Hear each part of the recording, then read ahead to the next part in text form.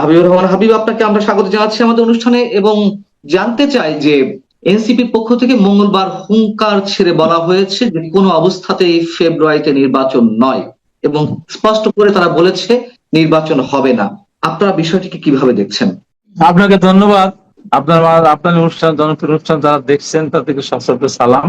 আমিও কালকে শুনছি, আমি যখন ওই গ্লোবাল টিভিতে ছিলাম শেষের দিকে এসে আমাকে অ্যাঙ্কর বলতেছিলেন যে এই ঘটনা পাটোয়ারি একটাকে দিল, সরাসরি জি। কথা নির্বাচন হবে না। হুম। এটা কোনো রাজনৈতিক দলের কোনো নেতা বা মুখপাত্র হোক, নেতা হোক, যেই হোক না কেন, এইভাবে বলাটা কোনোভাবে শোভন না। নির্বাচন হবে না। একটা রাজনৈতিক দল ইচ্ছার উপরে কি নির্ভর করে? এদেশে নির্বাচন কমিশন নেই, এদেশে কি সরকার নেই? সরকারও তো এইভাবে বলে না। এই যে যে কথাটা বললো, এটা কেউ কি ভালোভাবে গ্রহণ করেছে? আর আমি আপনাকে বলি যে তারা এমন কোনো বড় দলও না, এমন কেউ না। তারা গণঅভ্যুত্থানের সময় তারা ছিল, আমরা তাদেরকে সমীহ করি, স্নেহ করি, তাদের অবদান সেটাকে আমরা স্বীকার করি। তার মানে কি একা তারা করেছে তা তো না, সব দলের এখানে অবদান আছে। আমাদের অবদান অনেক বেশি আগের থেকেই। আমাদের শত শত মানুষ গুম হয়েছে, খুন হয়েছে, এবং জুলাই অভ্যুত্থানে আমাদের যত লোক মারা গেছে, তাদের যে দলের পক্ষে তো সেই দলের তো একজনও মারা যায়। সাধারণ মারা যারা মানুষ গেছে তারা দাবি করতে পারে না তাদের লোক। এখন তারা বলছে যে নির্বাচন ততদিন পরে হবে যতদিন সমস্ত হত্যাকাণ্ডের বিচার হবে, সম্পন্ন হবে, তখন তা নাহলে শহীদদের কবর থেকে উঠে তাদের বাবা মার করে ফিরে দিতে হবে।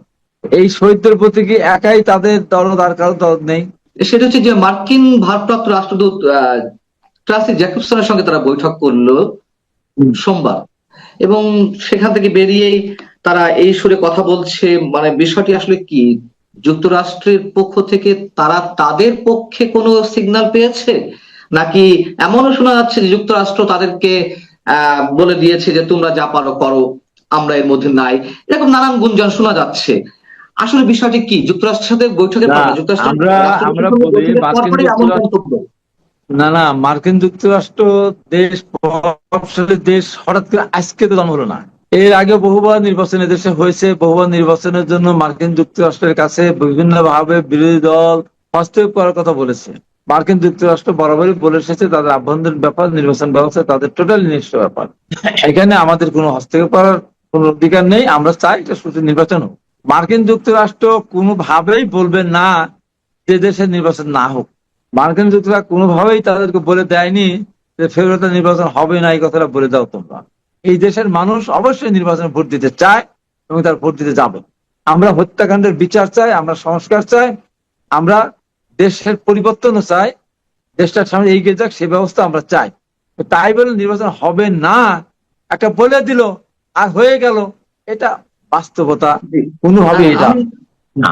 আমি সাধারণ মানুষের কিছু পারসেপশন অথবা যারা বিশেষজ্ঞ রয়েছেন অনেক পর্যায় থেকে যে মন্তব্যগুলো করা হচ্ছে সেটি যদি সামারি আপ করি তাদের অংশ থেকে, সেটি হচ্ছে অনেকেরই সংশয় যে আসলে নির্বাচন হবে না, যে নির্বাচনের শিডিউল বা টাইম ফ্রেম ঘোষণা করা হয়েছে এটি বিএনপি সহ অন্যান্য রাজনৈতিক দলগুলোকে একটু ঠান্ডা রাখতে এই কৌশল অবলম্বন করা হয়েছে।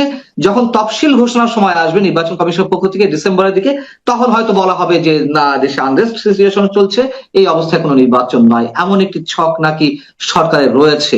আপনারা কি বিষয়গুলো হ্যাঁ, বিবেচনায় নিচ্ছেন?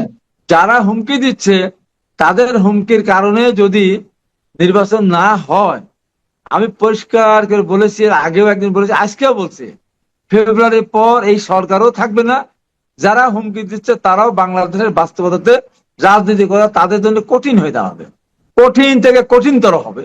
আর বর্তমান সরকার তাদেরকে যে ফ্যাসিলিটি দিচ্ছে, বর্তমান সরকারকে তারা যেভাবে নিয়ন্ত্রণ করছে, বর্তমান সরকারের আমলে তারা যত সুযোগ সুবিধা পাচ্ছে, এই 5 তারিখে ফেব্রুয়ারির পরে সেনাবাহিনী এই দেশে, এই পুলিশের কাজ সেনাবাহিনী আর করবে না। তার কারণ সেনাবাহিনী আমাদের একটা গর্বের ধন, অথবা আমাদের দেশ রক্ষার জন্য অতন্ত্র প্রহরী। তারা যদি বছরের পর বছর মাঠে থাকে আর পুলিশের কাজ যদি তারা করে, তারাও মানুষের সাথে মিশতে মিশতে তারা নৈতিকতা হারিয়ে ফেলবে, মনোবল নষ্ট হয়ে যাবে, অনেক সময় অনৈতিক কাজে তারা জড়িয়ে যেতে পারে। যে কারণে সেনাবাহিনী অবশ্যই ফেব্রুয়ারির পরে এই সরকারকে আর পাহারা দিবে না। আর এই সরকারকে যদি সেনাবাহিনী পাহারা না দেয়, এই সরকারও থাকতে পারবে না। আর যারা হুঙ্কার ছাড়ছে, তারা আজকে যে পজিশনে তারা হুঙ্কার ছাড়ছে, যেভাবে তারা চলছে সরকারের প্রোটেকশনে, সেই প্রোটেকশন তারা পাবে না। আর তারা যখন প্রোটেকশন পাবে না, আর একটা দেশে যখন নির্বাচন বানচাল হয়ে যাবে, সম্পূর্ণ জি। দায় দায়িত্ব কিন্তু তাদের ঘাড়ির উপরে এসে পড়বে।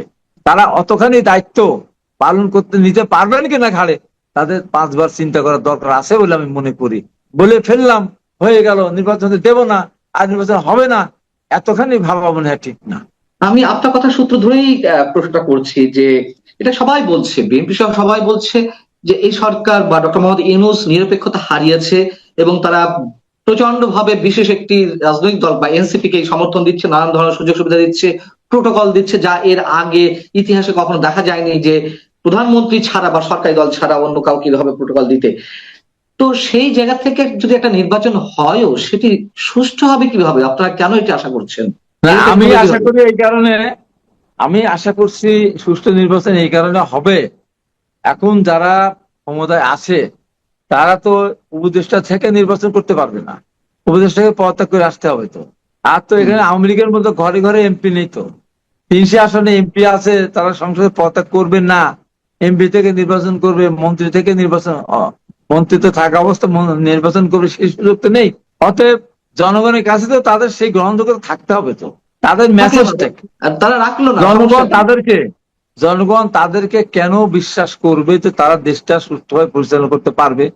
একটা আন্দোলন সবাই মিলে করেছিলাম, তারা ছিল সামনের দিকে, তারা ছিল, এবং তারা বৈষম্য বিরোধী আন্দোলনের ব্যানারে তারা আন্দোলন করেছিল, সারা দেশ জাতি তাদেরকে সমর্থন দিয়েছিল। তার না, মানে ঠিক আছে, এই আমি না। বলছি, এই প্রশাসন ডক্টর মোহাম্মদ ইউনূসের অধীনের এই প্রশাসন যদি ডিসফেভার করে বিএনপি প্রার্থীদেরকে অথবা অন্যান্য দলের প্রার্থীদেরকে, শুধুমাত্র এনসিপি প্রার্থীদেরকে ফেভার করে ইলেকশন ইঞ্জিনিয়ারিং এর মাধ্যমে অন্য কিছু ঘটানোর সম্ভাবনা আছে কিনা?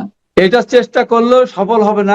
অতএব প্রশাসন অবশ্যই ইতিমধ্যে, আমি আবার উচ্চারণ, ইতিমধ্যে প্রশাসনের সিনিয়র লেভেলের প্রত্যেকজন অফিসার এদের প্রতি খুবই বিরক্ত। তার এদের দিয়ে ডক্টর ইউনূস সাহেবের অনেক ভালো কাজ, বন্ধ কাজ সব মিলানোর পর সবচেয়ে খারাপ কাজ যেটা উনি করেছেন আমার দৃষ্টিতে, সেটা এই যে বাচ্চা ছেলেদেরকে দিয়ে মন্ত্রিত্বের আসনে বসিয়ে 52, 53, 55 বছরের বিশেষ ক্যাডার, যারা সারা জীবন রাজনীতি মানে পেশার দায়িত্ব করে এসেছে, তাদের মাথার উপর বসিয়ে দিয়ে আলটিমেট তাদেরকে সারি বলতে হয়, মন্ত্রীকে তো সারি বলতে হয়, সচিব তো তাকে সারি বলবে। এই যে তাদের যে মনের কষ্ট, এবং এই সমস্ত ছেলেরা এদের সাথে সেই ব্যবহারও করে না, এবং প্রত্যেকটা অফিসে যায়। আমাদের সাথে অনেকে তো এখন যারা সরকারি কর্মচারী কর্মকর্তা, তারা আমার মিনিমাম 7, 8, 10 বছরের ছোট, তারা বলে আমার হাই ভাই আর পারি না, জি। কবে একটা নির্বাচন হবে, জানি এরা তো অত্যাচার তো পাচ্ছি না, এরা সম্মান দেয় না। এক জায়গায় গিয়ে বলে এই কাজটা দিতে হবে, এইটা করতে হবে, অমুককে অমুক দিতে হবে, পাঠাতে হবে। এই যে মানে কথা বলে, বুঝলে, একটা এদের ভিতরে কোনো ম্যানারও নেই। তো এই জন্য এই যখন একটা নির্বাচনের সুযোগ আসবে, আমি মনে করি ডক্টর ইউনূস সাহেবের পক্ষ থেকে যত নির্দেশনা দেওয়া হোক না কেন, একজন অফিসার, একজন কর্মকর্তা, একজন নির্বাচনের সাথে দায়িত্বপ্রাপ্ত কেউই তাদের পক্ষে ভোট কাটতে যাবে না। আমি যাবে আপনাকে না, এই যে একটা প্রশ্ন তাদের ব্যবহারের এই যে কারণে। একটা প্রশ্ন, তাহলে তাহলে যদি তাই মানে বিষয়টা যদি তেমনই হয়, তাহলে কেন আমরা একজন নির্দলীয় ব্যক্তি, সর্বজন গ্রহণযোগ্য ব্যক্তিকে আমরা অন্তর্বর্তী সরকার বা তত্ত্বাবধায়ক সরকার বা অস্থায়ী সরকারের প্রধান হিসেবে দেখতে চাই? নিশ্চয়ই তিনি লেভেল প্লেইং ফিল্ড তৈরি করবেন বিধায় আমরা এমন একটি লোককে চাই। তো তিনি যদি নিরপেক্ষ না হন, তাহলে তাকে আমরা বসাবো কেন? ওনার কিচ্ছু করা লাগবে না, সংসদ যখন থাকবে না, মন্ত্রী যখন থাকবে না, এমপি যখন থাকবে না, আর এখন তো ভোট কেটে দেওয়ার সে সুযোগও নাই। আম, আপনি এনসিপি নেতাদের উদ্দেশ্যে বলছিলেন বা সাবেক ছাত্র সমন্বয়ক যারা রয়েছে তাদের উদ্দেশ্যে বলছেন, যেটা ম্যানার জানে না, সিনিয়র রাজনীতিবিদদের সম্মানটুকু দিতে জানে না, এদের আচার আচরণে এক ধরনের ঔদ্ধত্য প্রকাশ পায় সবসময়। এটি আপনি যেমন অভিযোগ করলেন, এই অভিযোগ আরো অনেক নেতার, অসংখ্য মানুষের। সেই জায়গা থেকে একটা প্রশ্ন, তারা আপনার বিরুদ্ধে অভিযোগ তুলেছেন, আপনাদের আরেক সহকর্মী বিএনপি চেয়ারপারসন উপদেষ্টা অ্যাডভোকেট ফজলুর রহমান মুক্তিযোদ্ধা তার বিরুদ্ধে অভিযোগ তুলেছেন, এবং আপনাদের বিরুদ্ধে বিএনপির হাই কমান্ডের প্রতি অ্যাকশন নেওয়ার জন্য দাবি জানিয়েছে। আপনি এই জায়গাটিতে কি বলবেন? আচ্ছা, একটা খুব ভালো প্রশ্ন, আমি নিজেই উঠাতাম, মানে উঠালেন। আমার যতগুলি বক্তব্য দিয়েছি, কোনো বক্তব্য আমি কারো নাম ধরে দেইনি। সাজিদ আলম, আমি যখন বলেছি যে আমরা এত কষ্ট করলাম, নির্যাতিত হলাম, আজকে নৌকা ধানের শীষ 201-20 তারা স্লোগান দেয়, তাদের হাতের কাছে যা পাবেন তাই তার দিব্যাটা কেড়ে কালো কুত্তা দিয়ে খাওয়াই দেবেন। আমি কি নাম বলেছি কারো? কোন দলের নাম বলেছি? কারোর নাম বলেছি? হাজিজ আলম এই যে পোস্টার দিলে তো অন্যায় করেছে আমার প্রতি। আমি তো তার নাম বলি নাই, সে তো বলতেও যাচ্ছে না, যে বলবে তার কথা আমি বলেছি। মুক্তিযুদ্ধের ইস্যুতে যখন আপনারা কথা বলছেন, আপনি কথা বলছেন, অ্যাডভোকেট ফজলুর রহমান সাহেবরা কথা বলছেন, এবং যারাই মুক্তিযুদ্ধের ইস্যুতে কথা বলছেন তারাই টার্গেটের শিকার হচ্ছেন বা আপনাদের বিরুদ্ধে বীতশ্রদ্ধ হয়ে তারা নানান ধরনের হুমকি দিচ্ছেন, এটি আসলে কেন? আমি এই প্রশ্নের উত্তরটা একটু ছোট করে চাই। আমি ছোট করে চাই, যারা নিজেরা দায়িত্ব নিয়ে বলেছেন, জামাতের আমি ডাক্তার শফিকুর রহমান পরিষ্কার করে বলেছেন, আমরা মুক্তিযুদ্ধে অংশগ্রহণ করিনি, আমরা এক পাকিস্তান রাখতে চেয়েছিলাম, এটা বড় কিছু বিষয় না। আমি একজন মুক্তিযুদ্ধে অংশগ্রহণকারী একজন ব্যক্তি, ফজলুর রহমান একজন মুক্তিযুদ্ধ আপনার একটা থানা কমান্ডার ছিলেন, এবং আরো যারা মুক্তিযুদ্ধের আছে, তারা এইটা আমরা মানতে পারি না। কারণ যারা স্বাধীনতাকে স্বীকার করে না, যারা এখনো জাতীয় স্মৃতিসৌধে যায় না, তারা আজকে আমাদেরকে টার্গেট করবে, এটাই তো স্বাভাবিক। এবং এর একটা মিথ্যাবাদী দল, দেখেন আমার বিরুদ্ধে গত পরশু দিনের আগের দিন আমাকে কি দেখালো, মিরপুর থেকে আমাকে গ্রেপ্তার দেখাচ্ছে, 7 বস্তা টাকা আরো কোটি কোটি টাকা সিন্ধুকের মধ্যে, এবং সোনা দানা ভর্তি দেখালো। আমরা জানি। না না, দেখালো, শোনেন না কত বড় মিথ্যা কথা এরা বলে। দেখেন এইটা তারা দেখালো, কে? জামাত এটা করেছে, এবং জামাতের প্রত্যেকটা পোস্ট এমনকি দিলাশন সাইদির জন্য আমি এত কথা বলেছি, তার ছেলে পর্যন্ত এটা শেয়ার করেছে। এই যে এটা ওরা মিথ্যাবাদী, এরপর আর কিছু লাগে? এরা কথায় কথা মিথ্যা কথা বলে। এই মিথ্যাবাদীরা তারা স্বাধীনতার পক্ষে, তারা এখনো বাংলাদেশ স্বাধীনতা স্বীকার করে না। স্বাধীনতার কথা বললেই তাদের গায়ে আগুন ধরে যায়। তারা এক কিন্তু পাকিস্তানের এনসিপি পক্ষে নেতারাও ছিল। এনসিপি তারা নেতারাও তো আপনাদেরকে আক্রমণ করছে, এনসিপি নেতারাও আপনাদেরকে এনসিপি নেতারা আক্রমণ ওই যে এনসিপি নেতা বুঝে না বুঝে করতেছে, ওদের পক্ষে ওদের বিরুদ্ধে বলি নাই তো। ওরা ধরেন যখন ধরেন সোহাগ হত্যাকাণ্ড সংঘটিত হলো, নৃশংস হত্যাকাণ্ড, সোহাগকে যুবদল হত্যা করলো, কে? যুবদল। ওদের ভিতরে সম্পর্ক কি? ওদের ভাঙড়ি ব্যবসায়ী দল। তো জি, এখানে তারেক রহমান কি আসলো, বিএনপির কি আসলো বলেন তো? ওই রাতের জি, বেলায় আপনার ইসলাম বিশ্ববিদ্যালয় থেকে বিভিন্ন বিষয় স্লোগান হলো কি, হাসিনা গেছে যে পথে তারিখ যাবে সে পথে। বলেন কি বললো? চাঁদাওয়াটে পল্টনে চলে যায় লন্ডনে। বললো কি, জি। টিনের চালে কাওয়া, তারেক রহমানের হাওয়া না কি যেন একটা বাজে স্লোগান দিল। বলেন আপনি এটা বলতে পারে? এটা বলতে পারে? বলেন আপনি। তারেক রহমান তো তার পরবর্তী ওই দিন তার বলার সুযোগ নেই, পরের দিন ওই পরিষ্কার করে বহিষ্কার করতে বললেন ওদেরকে, ওদের বিরুদ্ধে মামলা করতে বললেন। পরবর্তী সময় আমাদের কোনো আইনজীবী যেন ওদের জন্য কোর্টে না দাঁড়ায়, ওদের পক্ষে, সে নির্দেশনা দিয়ে দিলেন। তাহলে এই যে স্লোগানগুলি দিল তারা, দেওয়ার পরে আমাদের অনেকগুলো বিলবোর্ড ভেঙেছে, অনেক অফিসে আগুন দেওয়ার চেষ্টা করেছে, এমনকি পরদিন পার্টি অফিসে বোম পর্যন্ত তারা মেরেছে। বলেন তো আপনি। তারপর গাজীপুরে একটা হত্যাকাণ্ড সংঘটিত হলো, সাথে সাথে পোস্ট দিল, কি বললো? যে বিএনপি করেছে। এখন পরবর্তীতে প্রশাসন বলছে যে এটা ছিনতাইকারীরা এই কাজটা করেছে।